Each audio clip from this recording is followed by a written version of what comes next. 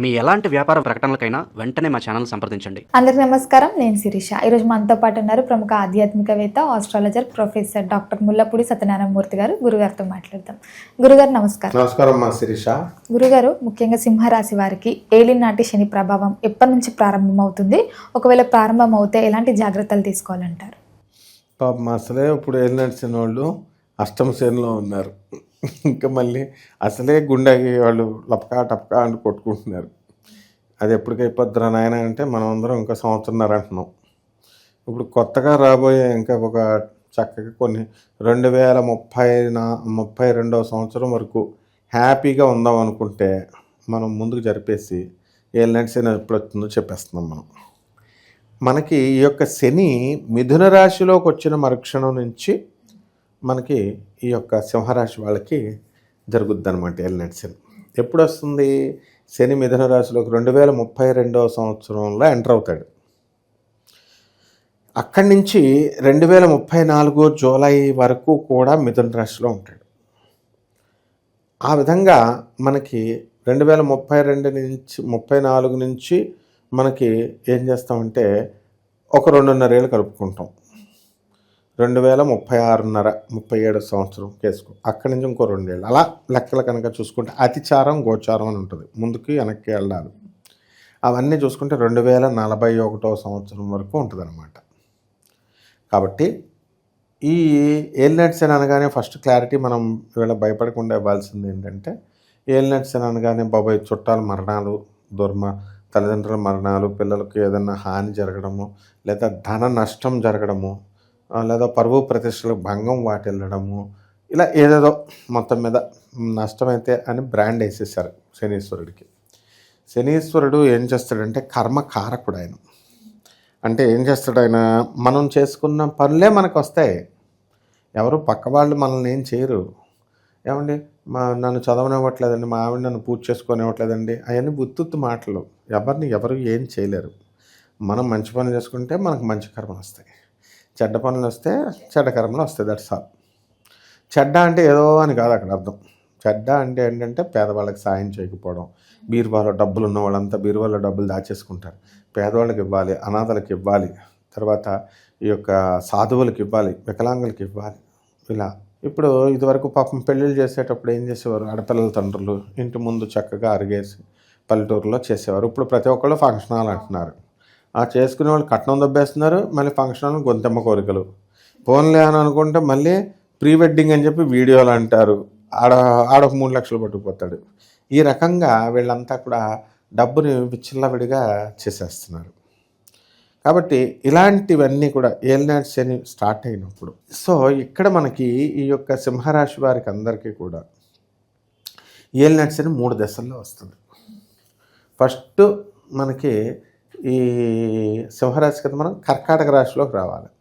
కర్కాటక రాశిలో మనం 2032 నుంచే స్టార్ట్. కాబట్టి అక్కడ కర్కాటక రాశిలో వ్యయ శని అని అంటాం.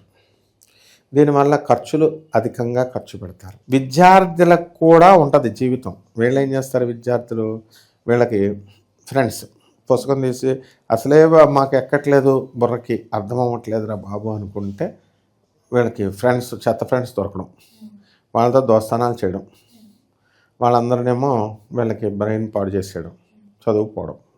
ఈ రకంగా ఏలినాటి శని స్టార్ట్ అవుతుంది విద్యార్థులకి.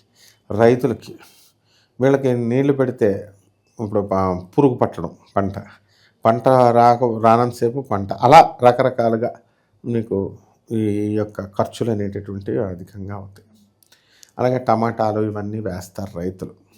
అవన్నీ ఎక్కువగా మిగతా రైతులు కూడా పంచడం, దాని ద్వారా మనకి రేట్ రాకపోవడం. రోడ్ల మీద చూడు చాలాసార్లు ఎంతోమంది ఈ యొక్క టమాటాలు బయట పారబోసామని రైతులంతా ఉంటారు. ఇట్లా సో మనకి ఏదైతేనేమి అనవసరమైన ఖర్చులు. ఇకపోతే హాస్పిటల్ ఖర్చులు ఎలా ఉంటాయంటే, ఏదో పెద్ద పెద్ద వ్యాధులు జరగక్కర్లేదు, మనం నిద్రపోతాం, మనమే గేరుకుంటామో, అది పిల్లి కొరికిందో తెలియదు, పిల్లి గీసిందో తెలియదు, మనమో తెలియదు. డాక్టర్ భయపెట్టేస్తారు. ఇదిగో ఈ ఎడం చేతికి 2 ఇంజక్షన్లు, ఇక్కడ 2, నువ్వు 2 రోజులు వేసుకోలేదు ఇంజక్షన్, ఇటు కాళ్ళకి 2, ఇటు 2 అని. ఇలాగా సమీరా అని ఒక డాక్టర్ ఉంది. ఆ అమ్మాయి మొత్తం అందరినీ బెదిరిస్తుంది అనమాట. 8 అని. సో ఈ రకంగా మనము డబ్బులు అధికంగా ఖర్చు పెట్టడం, భయాందోళనలో బతకడం ఏలినాటి శని అంటే ఏమైపోతుందో అని. అలాగే మన బంధువులు మరణం, వాళ్ళ దగ్గరికి ఆ న్యూస్లు వినడం, మనం వాళ్ళ దగ్గరికి వెళ్ళడం, అవన్నీ మనం చూడడం, ఆడెవడో తాగేసి చచ్చిపోతే మనం కూడా పోతామేమో అని చెప్పి మన లెవర్లో కూడా పోతాయేమో అని భయపడడం, ఇవన్నీ కూడా మొట్టమొదటి దశలో జరుగుతాయి. ఇక 2034 జూలై దాటిన తర్వాత అనదర్ 2.5 years అది కనుక మనం తీసుకున్నప్పుడు మనకేం జరుగుతుందంటే ఈ యొక్క జన్మశని అని అంటాం. జన్మశనిలో మనము ఈ వీళ్ళకి అందరికీ కూడా ఏలినాటి శనిలో కాలంలోకి వస్తుంది. సో వాహనాలు ఉన్నప్పటికీ కూడా కాలినడకన నడవడము, వాహనాలు ఉపయోగించుకోకపోవడము, ఆ తర్వాత వాహనాలు కనుక వాడితే వాళ్ళకి యాక్సిడెంట్లు అవ్వడము, ఐరన్ డెఫిషియన్సీ, తర్వాత నువ్వు ఎన్ని ట్యాబ్లెట్స్ వేసుకున్నా కూడా హెమోగ్లోబిన్ లెవెల్ పెరగకపోవడము, ఇలాంటివన్నీ కూడా జరుగుతాయి. అండ్ ఇనప బిజినెస్లు ఏవైతే చేస్తున్నారో అటువంటి ఇనప బిజినెస్లు అన్నీ కూడా కాస్త లాసుల్లోకి రావడము, ఇలాంటివన్నీ కూడా జరుగుతాయి అన్నమాట. అయితే ఈ యొక్క జన్మంలో ఉన్నటువంటి శని వల్ల ఇప్పుడు ప్రెగ్నెంట్ లేడీస్ ఉంటారు, నార్మల్ డెలివరీ అవ్వాలి, కానీ ఇప్పుడు ఎవరు చేస్తున్నారు, ఎవరు చేయట్లేదు. కాబట్టి ఆపరేషన్ సెజరిన్ ఇది కూడా ఏలినాటి శని.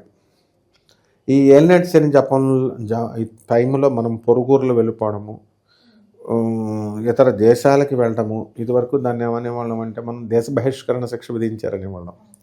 ఇప్పుడు అలాగేం కాకుండా మామూలుగా ఫారిన్ వెళ్ళడం, చుట్టాలకు దూరంగా ఉండడం, తల్లిదండ్రులకు దూరంగా ఉండడం, ఇది కూడా ఏలినాటి శని. కాబట్టి ఈ రకంగా ఈ యొక్క ఏలినాటి శని అనేటటువంటిది దీని ప్రభావం పనిచేస్తూ ఉంటుంది. ఇటువంటి టైంలో మనము bones deficiency, calcium deficiency, iron deficiency ఇవన్నీ రావడం వల్ల బోన్స్ అన్నీ కూడా మనకి సన్నబడిపోవడము, బరువు మెత్తబడిపోవడము జరుగుతాయి.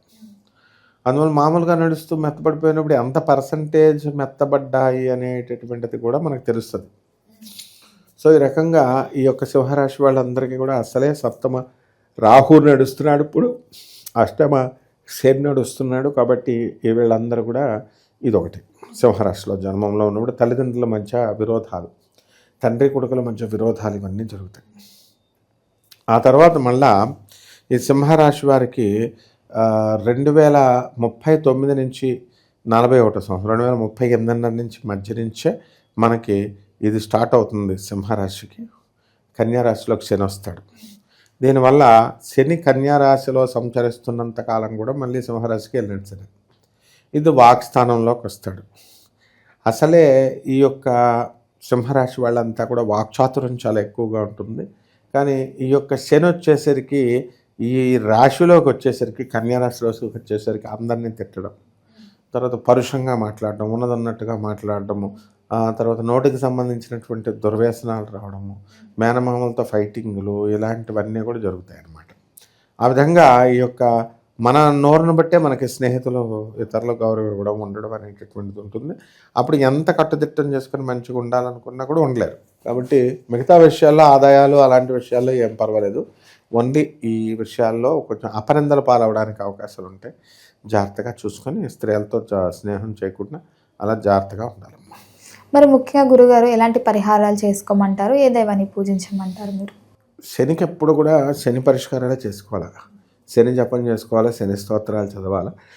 శనికి నల్ల నువ్వుల్ని, నల్లని వస్త్రాన్ని ఇచ్చి పేద బ్రాహ్మణులకి శనివారం నాడు ఉదయం 7 గంటలకి లేదా 8 గంటలకి దానం చేసుకోవచ్చు. దశ మహావిద్యల్లో ఒకటైనటువంటి మహాకాళి అమ్మవారి లేదా తారా అమ్మవారి యొక్క హోమాన్ని చేసుకోవడం, లేదా ఆ మంత్ర జపం చేసుకోవడం, అనుష్ఠానం చేసుకోవడం ద్వారా కూడా మనకి కలిసి వస్తుంది. ఇంకోటి ఏంటంటే, మనము రావి చెట్టు మామూలు చెట్టు అనుకుంటాం, మనం రావి చెట్టు చుట్టూ ప్రదక్షిణాలు చేయాలి. ఓం శనేశ్వరాన్ని, మేడి చెట్టు కూడా అవసరం.